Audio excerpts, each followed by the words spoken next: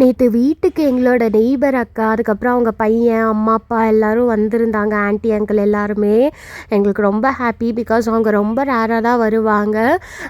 இவங்க தம்பி பேர் வந்து மௌலி. பிரதன்யா கூட நல்லாவே ஒட்டிக்கிட்டாங்க.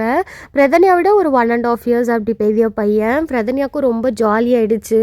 பிகாஸ் அவள் எப்போவுமே எங்கள் கூட தான் நீங்கள் வீட்டில் இருப்பா. இன்னைக்கு குழந்தை வந்ததும் அவளும் ஜாலியாக விளையாடிட்டு இருந்தா.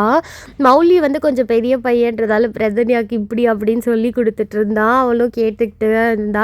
பட் அவளுக்கு அவ்வளோ புரியலை. பட் ஸ்டில் ஓரளவுக்கு ஜாலியாக தான் விளையாடிட்டு இருந்தா.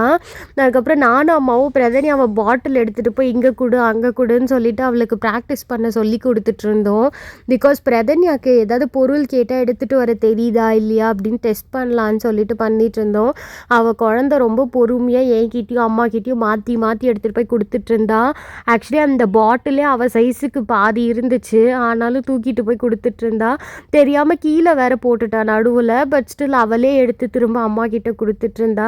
அதுக்கப்புறம் இங்கே ஆவின் ஒன்று பிரான்ச் புதுசாக ஓப்பன் பண்ணியிருந்தாங்க ரீசெண்டாக.